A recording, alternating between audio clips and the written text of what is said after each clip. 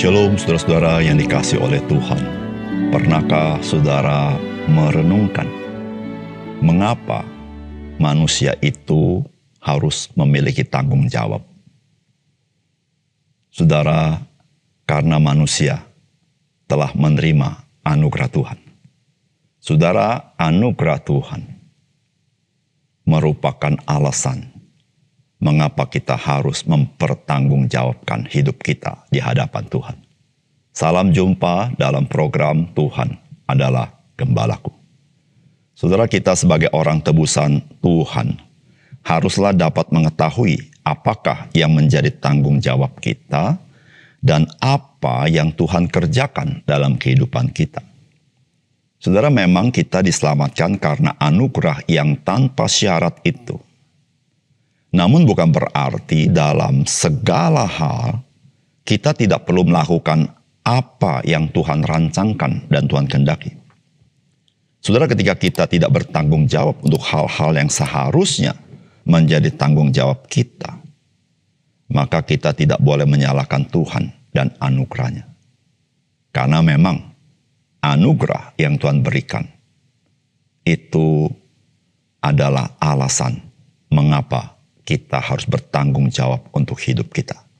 Mari kita membaca 1 Petrus pasal 2 ayat 4-8. Dan datanglah kepadanya batu yang hidup itu, yang memang dibuang oleh manusia, tetapi yang dipilih dan dihormat di hadirat Allah.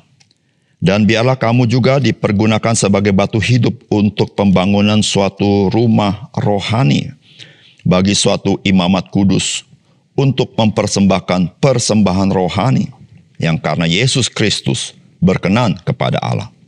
Sebab ada tertulis dalam kitab suci, sesungguhnya aku meletakkan di Sion sebuah batu yang terpilih, sebuah batu penjuru yang mahal, dan siapa yang percaya kepadanya tidak akan dipermalukan. Karena itu bagi kamu yang percaya, dia mahal. Tapi bagi mereka yang tidak percaya, batu yang telah dibuang oleh tukang-tukang bangunan telah menjadi batu penjuru, juga telah menjadi batu sentuhan dan suatu batu sandungan. Mereka tersandung padanya karena mereka tidak taat kepada firman Allah, dan untuk itu mereka juga telah disediakan. Saudara yang dikasihi oleh Tuhan, orang percaya adalah orang yang sudah memiliki keselamatan, namun juga sedang menuju kepada keselamatan yang sempurna yang Allah karuniakan kepada kita. Namun dalam perjalanan hidup kita sebagai orang percaya, saudara, Tuhan merancang kehidupan orang percaya itu harus nyata buahnya untuk menyatakan kebaikan dan kemuliaan Tuhan. Saudara, apakah pesan firman Tuhan bagi kita? Yang pertama, kita sebagai orang percaya ini sedang dibangun sebagai rumah rohani. Dan kita ini adalah imam-imam kudus untuk mempersembahkan persembahan rohani. Firman Tuhan berkata, dan biarlah kamu juga dipergunakan sebagai batu hidup untuk pembangunan suatu rumah rohani bagi suatu imamat kudus untuk mempersembahkan persembahan rohani yang karena Yesus Kristus berkenan kepada Allah. Saudara, keselamatan kita sudah selesai dikerjakan oleh Yesus Kristus. Namun ada yang belum selesai, yaitu Tuhan sedang membangun kehidupan kita menjadi rumah rohani. Dan kita adalah imam-imam kudus. Saudara, maksudnya adalah supaya dunia melihat akan kehadiran Tuhan melalui kehidupan orang percaya. Saudara, ketika orang percaya dibangun sebagai rumah rohani dan kita menjadi imam-imam yang kudus, kita ini punya tanggung jawab mempersembahkan persembahan rohani. Saudara, itulah yang membedakan antara orang percaya dan manusia pada umumnya. Saudara, persembahan rohani ini, saudara-saudara, ada banyak wujud yang nyata. Saudara, persembahan rohani adalah seluruh hidup orang percaya. Bukan saja ketika kita memberikan kolekte atau persembahan di gereja. Bukan saja ketika kita mengembalikan persepuluhan kita. Bukan saja persembahan kita ketika kita menyanyi di gereja. Tetapi saudara-saudara, seluruh seantero hidup kita, saudara, kita ini adalah rumah rohani. Dan kita ini imam-imam kudus yang bukan saja ketika berada di dalam gedung gereja atau di dalam kebaktian. Saudara, dimanapun kita berada, apapun profesi kita, apapun yang kita kerjakan, saudara ingatlah satu hal. Saudara dan saya sedang dibangun menjadi rumah rohani. Artinya pekerjaan Allah belum selesai di dalam membangun hidup saudara, supaya saudara boleh menyatakan akan kekudusan, kebaikan, kemuliaan Tuhan di tengah-tengah dunia ini. Dimanapun saudara berada, saudara, biarlah dunia melihat rumah rohani itu, saudara, yaitu di dalam diri kita. Karena Alkitab berkata, tidak tahukah kamu bahwa tubuhmu itu adalah bait Roh Kudus. Oleh karena itu, saudara, mari kita memberi respons kepada rancangan Tuhan, kepada pimpinan Tuhan, supaya Tuhan bekerja dalam hidup kita dan terus membangun hidup kita menjadi rumah rohani, dan implementasinya adalah apa yang kita kerjakan, apa yang kita katakan, apapun yang kita lakukan, saudara, sebagai persembahan rohani yang berkenan kepada Allah melalui Yesus Kristus. Yang kedua, saudara, mari sebagai orang percaya kita datang dan selalu mendekat dan bersandar kepada Kristus.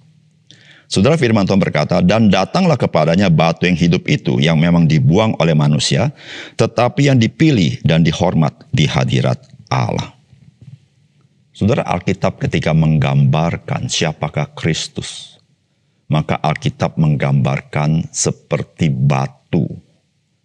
Dan saudara, batu yang dimaksud ini adalah batu penjuru.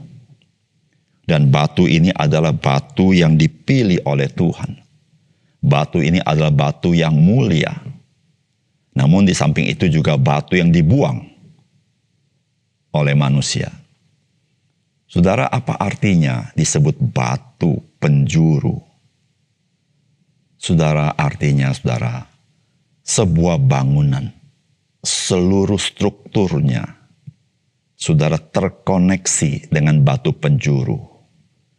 Dia batu yang menentukan bagaimana bangunan itu dibangun. Seluruh bangunan bergantung kepada batu penjuru itu. Saudara, kita ini akan dibangun menjadi rumah rohani. Kita ini akan dipakai menjadi batu-batu yang hidup. Saudara, jangan lupa, ada batu penjuru yang Tuhan letakkan. Sehingga saudara, kita tidak mungkin dibangun menjadi rumah rohani tanpa kita bergantung kepada batu penjuru itu. Tanpa kita terkoneksi dengan batu penjuru itu. Saudara, disinilah gambarannya mengapa Alkitab menasihati kita supaya kita datang kepada Kristus yang adalah batu yang hidup.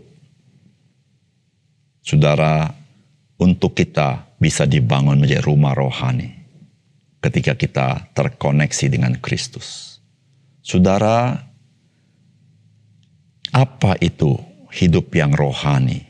Saudara, hidup yang rohani hanya satu hal.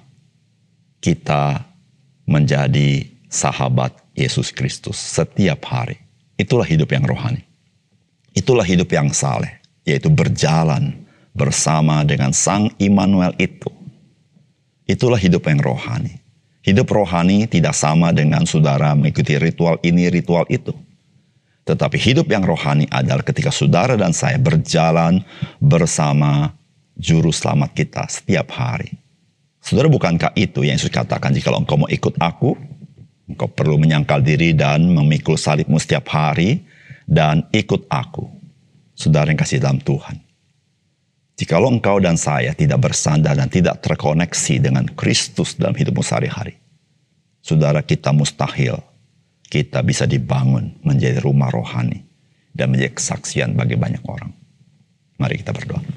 Bapa surga, terima kasih untuk kebenaran firman Tuhan. Biarlah Tuhan memberkati firman Tuhan.